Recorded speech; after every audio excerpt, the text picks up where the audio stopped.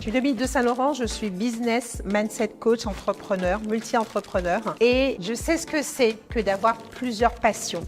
J'en suis une de multipassionnée et moi je vais t'aider à structurer tes idées. Peut-être qu'en ce moment tu as l'impression d'avoir raté ta vie, tu es arrivé à un âge où tu es peut-être en train de faire un bilan et tu te dis mais qu'est-ce que j'ai fait pendant toutes ces années, mais en fait ce que j'avais imaginé c'est pas ce que j'ai aujourd'hui, c'est pas qui je suis aujourd'hui et en fait t'es pas du tout bien. Alors aujourd'hui, je vais te partager comment tu vas faire pour te redresser tout ça, pour changer cette énergie-là et justement passer de je me sens mal, j'ai raté ma vie à je suis complètement alignée à mes choix et aujourd'hui, j'ai décidé d'aller beaucoup plus loin et beaucoup plus haut. Je suis Dominique de Saint-Laurent, je suis business mindset coach. J'accompagne les femmes de plus de 40 ans à révéler leur plein potentiel pour devenir des entrepreneurs à succès et je peux t'assurer que tu peux tout changer dans ta vie si tu le décides dès maintenant. Alors juste, je vais te donner un petit bout de mon histoire. Moi, à 45 ans, j'ai décidé de tout changer parce que j'étais pas du tout heureuse dans la vie que je m'étais construite et je suis repartie à zéro en fait. J'ai pris mon courage à deux mains et je me suis dit en fait, c'est maintenant, Dominique,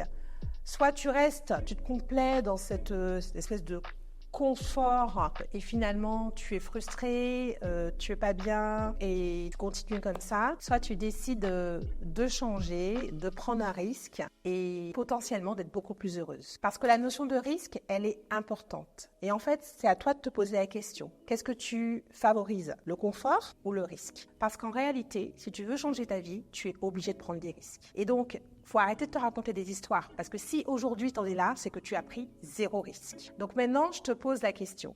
Est-ce que tu es prête à prendre les risques qu'il faut pour atteindre le niveau de vie que tu souhaites? Si la réponse est non, tu peux arrêter la vidéo. C'est pas la peine d'aller plus loin. Et donc, tu vas aussi arrêter de te plaindre parce qu'au final, c'est un choix que tu fais d'être dans cette vie-là. Maintenant, si la réponse est oui, tu peux continuer la vidéo et je vais donner quelques tips pour pouvoir justement réinventer ta vie. La première des choses, c'est déjà que tu sois très au clair sur ce que tu veux vraiment, ce que tu veux accomplir dans ta vie. Et la première étape, ça ne va pas être de passer à l'action, mais c'est déjà de te mettre toi dans la peau de la personne que tu dois devenir pour obtenir ce que tu veux. Parce que souvent, on s'attache au faire, au vouloir et on néglige l'être, alors qu'en réalité, la première étape, c'est déjà faire un travail sur toi, qui tu es et qui tu dois être pour pouvoir construire la vie dont tu rêves. Et je t'invite même à regarder les personnes qui t'inspirent, comment elles sont, qu'est-ce qu'elles font, quelles sont leurs qualités principales. Et donc, de vraiment t'inspirer de ça et te dire finalement quelles sont les compétences que tu vas devoir développer pour être cette personne-là. La première chose pour développer les compétences, c'est effectivement te former, mais tu peux déjà regarder par mimétisme les personnes qui ont déjà ces compétences-là et t'immerger complètement dedans et commencer déjà à te comporter comme ces personnes-là. Et puis ensuite, c'est adopter de nouvelles habitudes parce que nous sommes nos habitudes en fait. Ta vie, c'est un ensemble d'habitudes. Donc, identifier les habitudes dont tu dois te défaire, que tu vas remplacer par des nouvelles habitudes. Et ça va être le plus difficile. Comment tu vas faire pour pouvoir te défaire d'une mauvaise habitude et que tu vas remplacer par une nouvelle habitude? Moi, je vais te donner un exemple très concret. Je ne faisais pas de sport, j'étais pas bien dans ma peau, j'avais un corps qui ne me plaisait pas, je n'aimais pas. Et j'avais décidé d'être cette femme belle, bien foutue.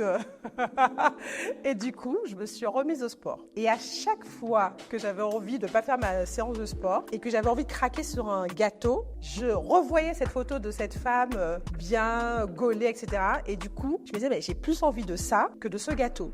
Vraiment, j'étais comme ça en train de me dire, Dominique, est-ce que ce gâteau va t'apporter autant de plaisir que d'être bien dans ton bikini? La réponse, c'était non en fait. Ok, je fais ma séance de sport et de manger mon gâteau. Il faut que tu mets en perspective le désir que tu as et le plaisir que ça t'apportera d'atteindre cet objectif. Et donc, ça te permettra de te défaire de ces mauvaises habitudes que tu vas remplacer par des bonnes habitudes. Ensuite, tu ne peux pas tout faire d'un coup.